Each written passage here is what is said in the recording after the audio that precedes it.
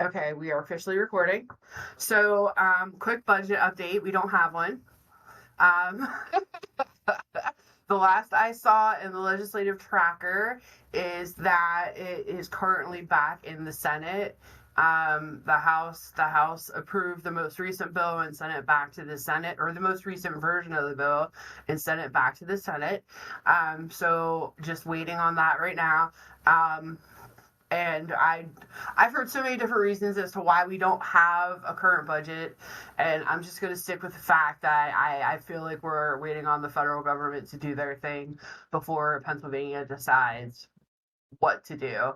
Because previously it was the transportation issue that got figured out. Small games of chance, or however that was phrased, that got figured out. So what else are we waiting on right now?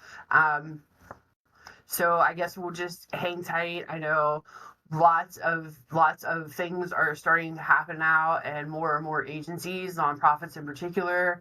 A lot of our county friends are being impacted directly. I talked about last month, like Westmoreland County has already started doing layoffs. Lloyd reported out his way. I believe he's from Schuylkill County, also starting to do layoffs at the county level due to the budget impasse.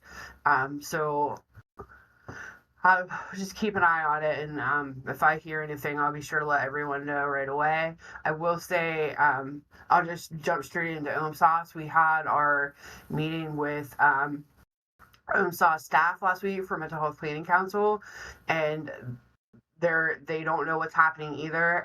They're under the impression that DHS is in fact going to lose money out of the governor's proposed budget, which we were kind of all expecting that to happen, given what's happening at the federal level with HR 1. Hopeful that it wasn't going to, but it looks like that will be the case.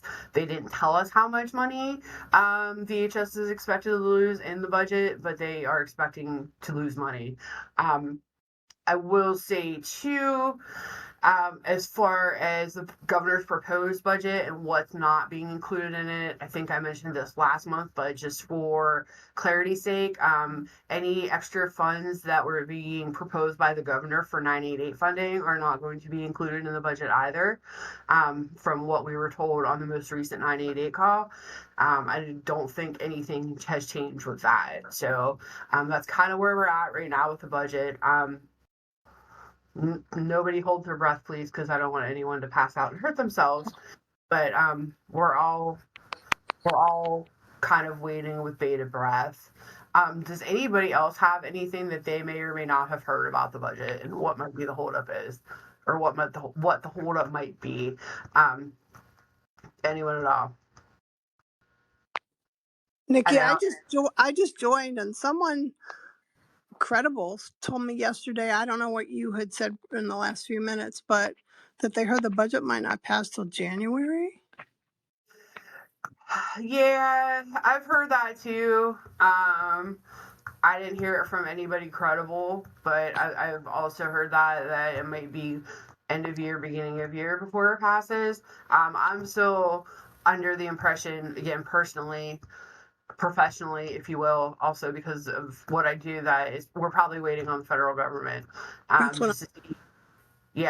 just to see how much money the state's going to lose from Medicaid supplements, etc., things of that nature. So there's that. I will say, I forgot what I was going to say, so it must not have been that important. But does anybody else have any further questions or comments on the budget before we move on? I heard today from on a different coalition that I'm on that the Senate Republicans might vote on the 160 on tomorrow. Okay. So it's what the House had passed 2 weeks ago. I don't know. If they don't bring it to a vote this week, then yeah, I think it'll be like January or something. But yeah, because they're not in session very much longer, and then we're going to be breaking for the holiday. So although I'm holding out hope for this week. I think it was the Senate in session this week. I thought they were in session next week. No, I think they're in this week. Okay. For some reason, I was thinking it was the 27th. Yeah, I thought the House was in this week and the Senate wasn't in until next week, but it could have changed. I Let me mean, see. I was been in touch with Senator Ward's staff, and she went to Harrisburg this week. So that makes me think they're there this week. So according to the official website, they're in session tomorrow and then back the 27th, 28th, and 29th. I think that's a new update on the site actually, so that's encouraging. Yeah, because they're only in 3 days next month, the 17th, 18th, and 19th. Then home for the holiday, and then back the second week of December. That's the Senate in particular. So, fingers crossed, everybody. We'll see what happens. Yeah, this email says the Senate Democrats sent a letter encouraging Senate Republicans to call up to a vote. I can send the letter too if it will be helpful. And completely up to you if you'd like to share. Yeah, hopefully Well, y'all they do. talk. I can look. I have a copy of that letter. I'll drop it in the chat. I don't know that you can drop things in the chat here. Oh, okay. I know that's I'll that's see if the I one have thing it. about Ring Central.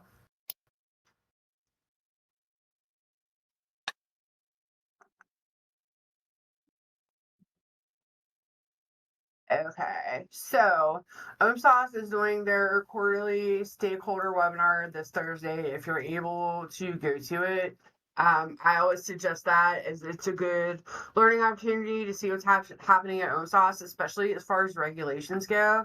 I know when I have my monthly meeting with OMSAS, we talk about very pointed questions and not necessarily the overall general happenings of OMSAS. So I can't provide more of an update like regulations wise, etc. So that's, like I said, that's a quarterly meeting. It was bi-monthly, they've moved it to quarterly, so it'll be happening October 23rd at 3. I included the registration link in the agenda, so if you're interested in that, please do so. Because the listserv link was working and then it wasn't working and then it was again and now it's not again, so who knows. I do know that thing is very frustrating. Moving directly into 988 and what's happening with that, I mentioned we restarted state level meetings. They've combined the advocacy and advisory committees into one fluid group. So there's only one meeting every 2 months for the time being. And most recently, they talked about, it was this past Thursday, potential grants coming down from SAMHSA that they've applied and they're still waiting on decisions, what those grants would be used for. Outreach to persons of color, Spanish speaking, bilingual populations across Pennsylvania for 988, things in particular, messaging, billboards, pamphlets, flyers. All that stuff exists through SAMHSA, but having the state get the money to kind of distribute that information for those targeted populations. So that's something that the state is working on currently. I don't know what else is really happening by way of 988. I will say that we continue to stay in the 90% range of calls answered in Pennsylvania. So that's fantastic. Still concerns about the chat and text line and getting more people able to do that and more call centers in Pennsylvania able to do that. Right now, we only have 3 call centers that are doing that. And part of the problem is if somebody is on chat and text for that shift, they can only do chat and text. They can't bounce between phone calls and chat and text. So having the people trained to do that, having the staffing capacity to make sure there's more than one person doing that at any given time, and the fact that, again, there's only 3 call centers that have that capability within the Commonwealth. So how do we get more call centers able to do that? And again, grant funding, budget funding, etc. was part of that plan, but since there's not going to be the 988 funding in the proposed budget, isn't going to make it across the finish line. DHS is looking, and OMSAS are looking at other ways to potentially fund that. If you recall from last session, there was a 988 fee bill that was introduced unceremoniously died in the Health and Human Services Committee in the Senate. I don't know if there is a effort underway again to reintroduce that bill. I haven't seen anything yet. Hopefully there will be. Hopefully they reintroduce it at a rate higher than the 6.5 cents that it was originally slated for in the last legislative session, because that's not very much revenue generated towards that. I think the fiscal note that was issued with when that legislation was introduced said it would generate about $8 million in revenue for 988. However, just the call centers alone cost $21 million a year to operate, and that was when we only had 13. We're now up to 14 fully functional call centers within the Commonwealth, and there's a 15th one that's supposed to be coming on board and online before the first of the year, or around the first of the year. So that's not going to be enough money. Not to mention, OMSAS gave several grants over the last several years to stand up respite centers. Behavioral health urgent care models, is funding co-response programs. And, if that money doesn't come from SAMHSA again through the federal budget, we might be in a little bit of trouble as far as, we have the somewhere to call taken care of. So now someone to respond and somewhere to go are kind of in limbo right now, based on funding. So, because I know those were only like short-term grants, 2 to 3 years tops. So interesting to see how that's going to play out in the future, especially with no additional 98 funding in the budget. And that's something that DHS and OMSAS are a little concerned about, to say the least. So moving forward, I'll be sure to keep everybody updated if I hear anything. So we already talked about House and Senate days. Thank you both for the links that were put in the chat. I appreciate that. As far as legislation goes, extreme risk protection orders legislation that I talked about last month was already defeated. Didn't even make it out of the House into the Senate. The first vote was just a regular vote where they voted no, and then they voted no on the constitutionality of the piece of legislation. So we'll consider that dead in the water. So it won't be moving forward.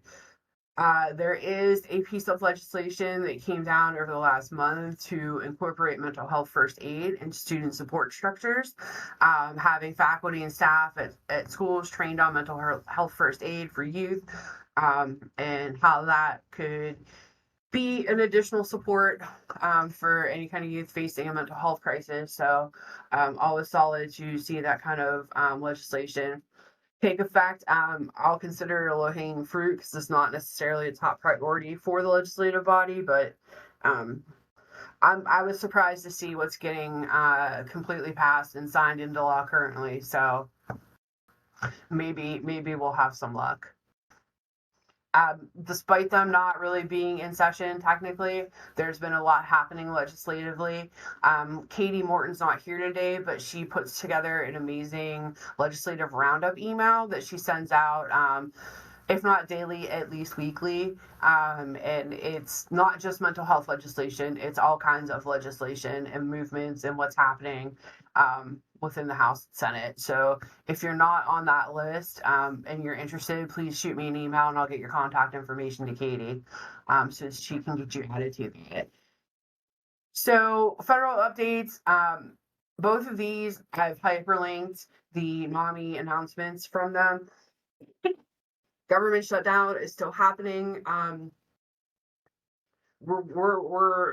Most of it is revolving around the Senate, both federally and state, which is wild. So as far as the Senate and it federally is considered, the problem stems from they need 60 votes to enact any kind of budget legislation, and the Republicans don't have that tight of a margin. So not to mention there have been a few Republicans that have flipped, if you will, and are no longer supporting the Trump administration at the congressional level. So I don't have an answer for that. I don't know what's happening voting wise. I'm trying to keep an eye on it, but that's a lot to try to juggle a no state budget and a no federal budget. So I'm taking all of my information that I'm getting from NAMI National and putting that out wherever I can. So to be continued on that. I know everybody's talking about, oh, they're really close to a resolution, yada yada, because people are starting to lose benefits. SNAP is next on the block to disappear from everybody's. That's not going to be issued next month at the beginning of the month. They're not issuing SNAP payments. I know there's been talk about halting Social Security payments. I know there's also been chatter about halting VA disability payments.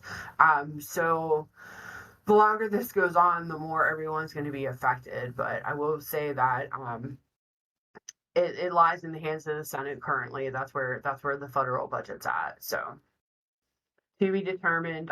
Other general federal updates can also be found at the hyperlink. This issue in particular talks a little bit about the government shutdown. Our person that normally does this for national is currently on out of the office. So the last one I got was October 10th. So all that information in the general link is current as of October 10th. Because I emailed him like, hey, did you do one last? And I got the out of the office reply. So I'm assuming that's why I didn't get one on Friday. But it talks about what's happening change-wise with SAMHSA, their new priorities that they issued. I know we talked about that a little bit last call, because it was just wild. There's no official date, no official signature, but you can find them on the SAMHSA website, so they have to be official. If it's on the internet, it must be true. So there's that. Miscellaneous, real quick, on the NAMI Smarts facilitator training. If you sign up, if you have someone from your affiliate sign up, or you're not related to affiliate, you sign up and you cannot go, you need to let me know ASAP, because I have a waiting list for the NAMI Smarts facilitator training. I had 3 people tell me they were going to attend this last facilitator training, and only one person actually showed up. Yes. So if you're going to do the NAMI Smarts facilitator training, you tell me yes, and for any reason something happens, you can't go anymore, please, I beg of you, and I shouldn't have to, let me know so I can backfill that position with somebody else that wants to go, because again, there's a waiting list of people who want to do the NAMI Smarts facilitator training, and it's becoming increasingly important as far as Smarts facilitator goes, because this is the time where we need all the advocacy that we could possibly get. I know a handful of you were at the in-person Mental Health Planning Council meeting. I'm not sure who attended online, but I will say that was part of Secretary Arkush's message about the advocacy that we can do in between now and when some of these federal changes take place that are happening in HR 1, to kind of I don't want to say do away with them entirely, because that wasn't the message, but what we can do in the meantime to advocate for the individuals that we serve so they're not highly impacted by that, even if that does involve, advocating for complete change or non-implementation, etc. But so NAMI Smarts is important, and if you sign up for it and you can't attend, you have to let me know so I can backfill your slot. Thank you. End of rant. Advocacy capacity building. We just had our Medicaid one last week. That is currently available on the NAMI Keystone PA YouTube channel. Excuse me, which I have hyperlinked on there. Our next topic is going to be Reentry 101, talking about some of the reentry services that are available across the Commonwealth for individuals transitioning from the criminal justice system back into civilian life, and special considerations when working with those individuals, especially as their mental health is concerned. So we have Tara Bruno presenting on that.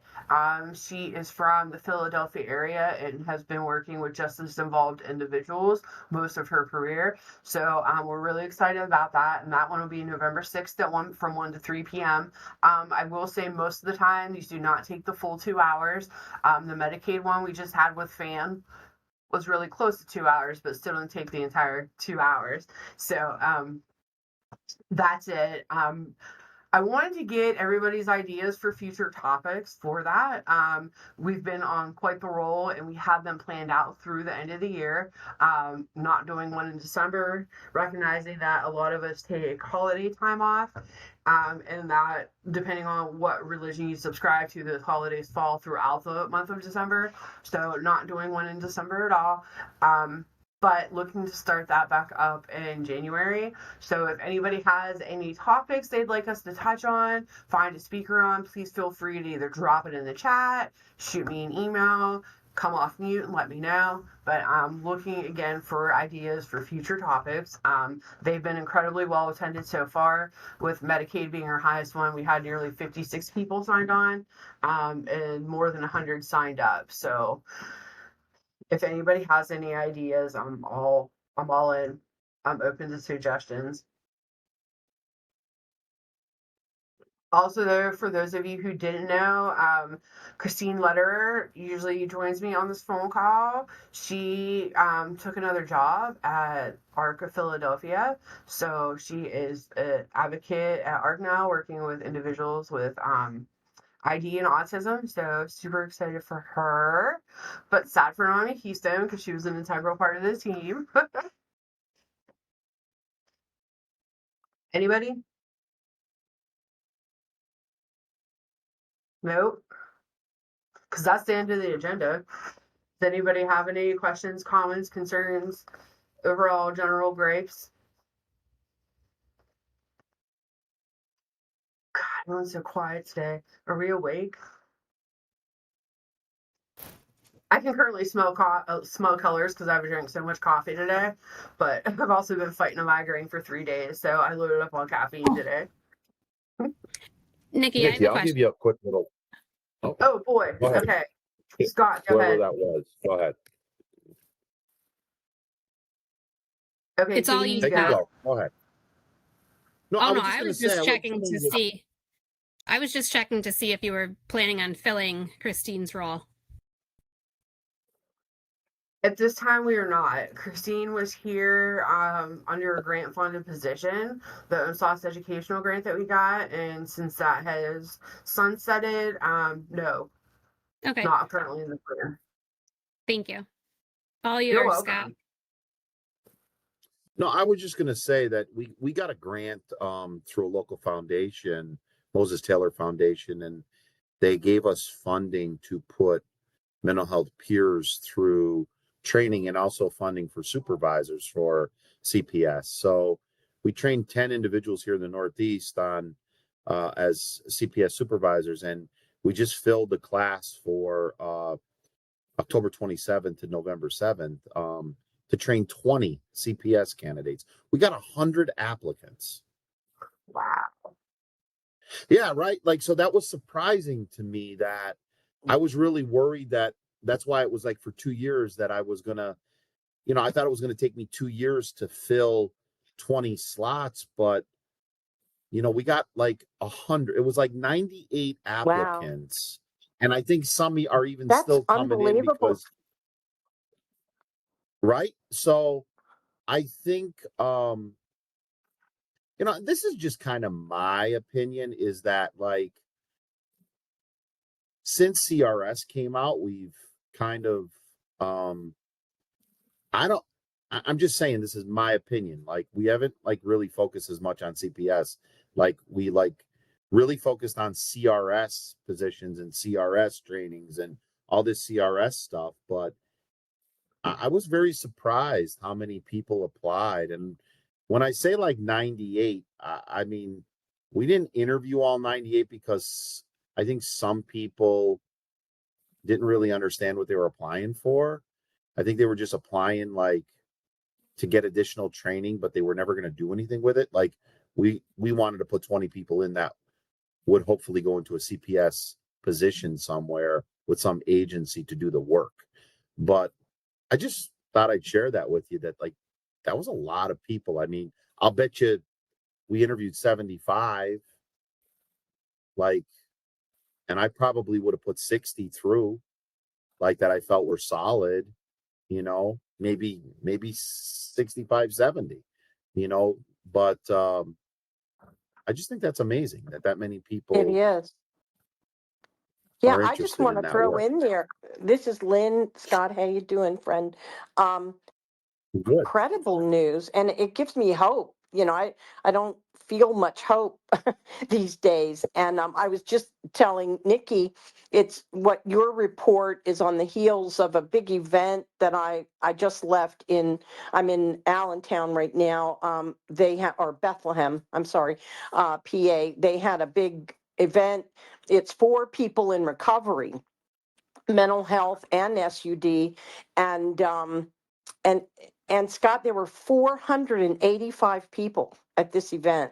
I mean, it was just spectacular. And the trainings, involved peer support folks, lots of peer support, lots of people in recovery. I mean, anyway, I just want to tell you congratulations. I mean, it's great that you got the grant that you got, number one, and your ability to get that, and then to be able to train that many peer support folks. We just need them desperately right now. We need them out there in the field helping people. So thank you for what you're doing. Yeah, I mean, I think, I really have thought long and hard because we were like an FQHC that applied for a CPS license through OMSAS, and it took forever because I just think that the state really didn't know how to classify us, because as an FQHC, you have like a certain promise number in the state, and then now we would have to bill outside of that promise number. So I think the state was just really trying to make sure they did it right. So it took us almost 2 years to get the license. But I think the big barrier for mental health peers or CPS is the costs associated with it, right? So to pay the trainers, to pay for the certification. I mean, this grant money we got is going to pay for 20 people's training in full, which is probably over $1,000 a piece, every bit of it. And also the certification, which is like what, 150, 175 bucks, something like that through PCB. But we did a hybrid, in person 1 week and one person via online, but or 1 week online. But I just think I just can't get over the numbers. I guess I don't get that many applicants for CR. We did same thing with CRS, and we didn't get that many applicants. We actually got more for CPS than we did CRS. So if anybody says there's not a need for mental health CPS or peers, I think we have to advocate for that, because I think that there is, and if we could figure out a way to get more people trained and get the costs covered, we'd probably see more people, go into those roles. But every one of them would say to me, I've been wanting to do this, but I just couldn't afford it, or I couldn't get the time off of work because it's 2 weeks, right, consecutive. So that's very hard for somebody to do. So Yeah. I think at some point, once a budget's passed and once we're a little bit more safe, we should probably have a little bit more conversation advocacy wise, because I also do worry about some of these individuals. They worry about like the requirements and the paperwork and all that stuff. So at some point, maybe we should bring that back to an agenda and talk more about it. Yeah, absolutely. Well, and of course, I can't not talk about older adults. It's just all I do. But, the COPES program, OMSAUS is trying to negotiate with COPES folks, apparently, given the budget. Again, problems. There are all kinds of contract barriers right now, but we'd certainly want to advocate with you, Scott, and everyone with NAMI to get more support for peers, especially with older adults. They're very appreciative of having peers come in and or being able to meet with a peer somewhere. Anyway, it's just great what you've done, Scott, and I'd be happy to be a part of that advocacy once things get leveled out here. Yes, thank you both. And Lynn, I have someone I need to connect you with on our staff. They're incredibly interested in older adults and doing a lot of work in the older adult community, Oh, especially in our neck of the woods. Yes. oh, I Yeah. would love, So love, love to yeah, meet them. look for that in the coming days. Thank you, dear. She is also going to start participating as a Sunshine member and Planning Oh, Council, so you'll be the perfect connection for her. older adult committee though? Yeah. Yeah. Good, good, good. That's wonderful. Thank you, Nikki. I'd love it. Yeah, absolutely. I'm gonna write myself a note so I don't forget to connect you guys. Hey, Kate, you have your hand up. What's up? Yeah, I have two. So, Scott, I'm just wondering if you're connected with the Kathy Quick and PMHCA and sort of the peer coalition that they're building. Just checking. Okay. And like that, I think that would be a worthwhile place to have peer support also serve as advocates while we're building this kind of agenda. My Yeah, other I mean, thing was, oh, sorry, go I was ahead. just going to say, Kate, if you want to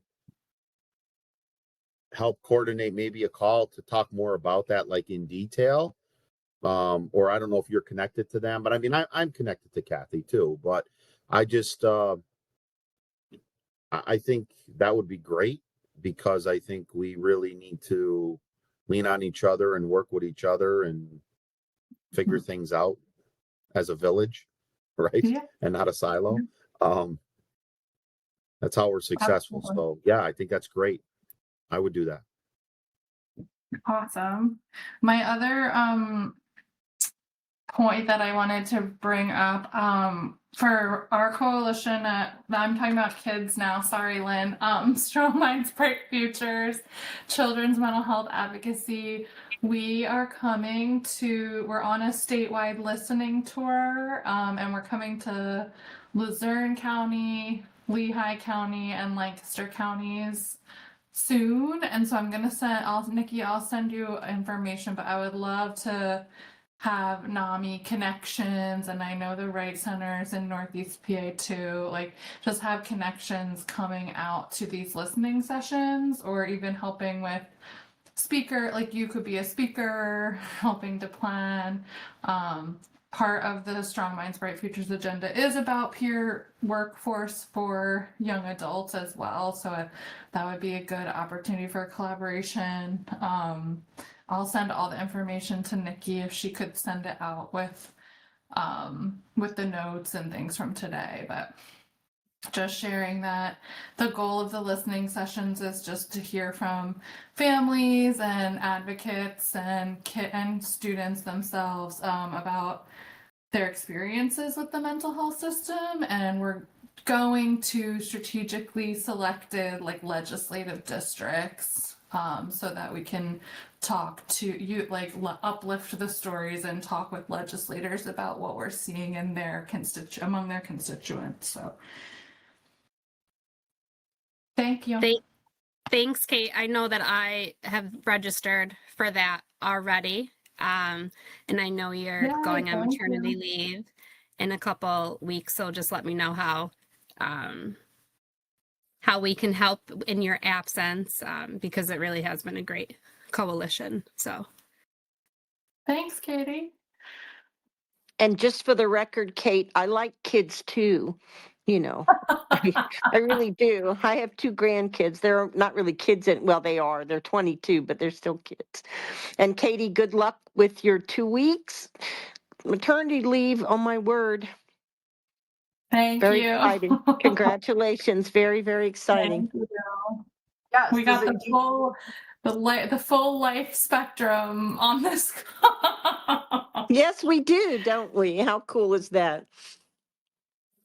Is that what you meant by your email, Kate, earlier? I was like, what? So you go on leave in 2 weeks. That's what it is? Yeah, I'm going out on the 3rd, Okay, November 3rd. nice. So my colleague David will come here to this call just to make sure we're still staying up to date with Yes. everybody. Yes. Good, So, good. Because thank I you. kind of like read it quickly. I'm like, wait, what's happening? Yeah. So I actually this Oh is my exciting. gosh. I'm in the office today on a Tuesday, which never happens, is I have an intern from Pitt. a school of social work intern. So unfortunately, they have class on Tuesday afternoons, so they won't be able to join us probably until next semester. But I'm excited because there's not very many social work students these days that are interested in macro practice. Everybody wants to be, a licensed clinical social worker, which is perfect. There's still 100%, 1000% a need for those, but like community organizers and macro practice people kind of make the world go around too. So I'm always excited whenever I get an intern, and then I have somebody in the bachelor's program from Slippery Rock that wants to intern with us too. So I'm all about interns and shaping young minds and helping the future of social work progress. So look for them in the coming months. And I was kind of like, maybe you should just skip class on a Tuesday and come see the policy call. But they've been keeping up on all the recordings on YouTube. So, yeah. Nikki, I just wanted to introduce myself real quick from crashing your calls. I know we have emailed a little bit, but just so folks know kind of where I'm coming from, I'm Corrine Christensen. I just joined the Bucksmont Collaborative as their first advocacy coordinator. So down in the Philly suburbs, and the collaborative's made up of like 130 health and human service providers, including Children's First.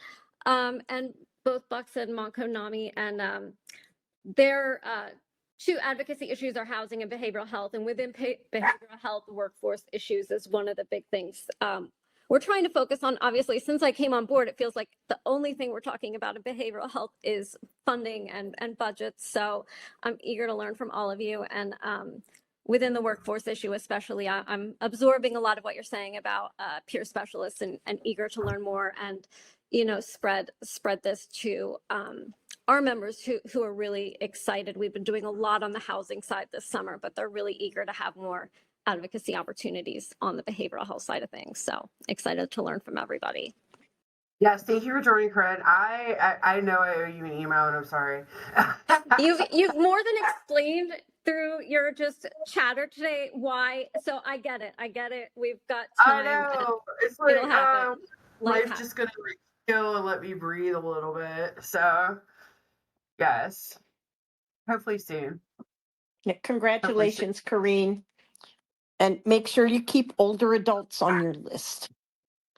Yes, thank you. And just so folks know, before this I had been in Senator Colette's office on the legislative side of things. So coming more from that side of the work than the advocacy side, but it's so wonderful to be on the nonprofit side of things. Both have their challenges, but these challenges are new and different and a little bit less depressing. Than sometimes welcome. Government. Oh, it's a whole nother world. Ours is a world of hope, which is a little different than the legislature. I mean, but you know what I mean. Yeah, enough said. Yeah, and I can't believe you said it's less depressing here. That's wild. I came in with all these funding issues, so I feel like it. The talk has been, really challenging this summer, right? And in our community, I mean, we're working on a budget impasse survey, which I would love to not have to share with legislators next week if they can get something passed. But it is the challenges facing folks are really dire. But I think the work is all that much more, just underscores so much more how important everything that everyone's doing is. Yeah, absolutely. And I'm going to mute myself again because my dog, forget kids, older folks, dogs are the real. If I were home, mine would be doing the same thing. I'd probably have a cat on my computer, like the whole 9 yards. So thank you. All right, does anybody have anything else for the good of the group before we say goodbye? Because I'm trying to get out of Pittsburgh before 4 so I can beat traffic, if I'm being honest about it. Yeah. You don't have another concert tonight? No, I don't have another concert tonight. No more concerts through the end of the year. I know, I say that now. Actually, no, I can't say that. I just bought tickets to one in Cleveland the other day. I forgot about that. Yeah. Thank you. I was on my way home from seeing Eric Church in Detroit when I hit that deer. Thankfully, I was close to home and not in Detroit when it happened. So. Yeah. All right, everyone, have a great day. We'll talk soon. Thank you, Nikki. Thank you. Yeah, Bye. thank you, Nikki. Be well.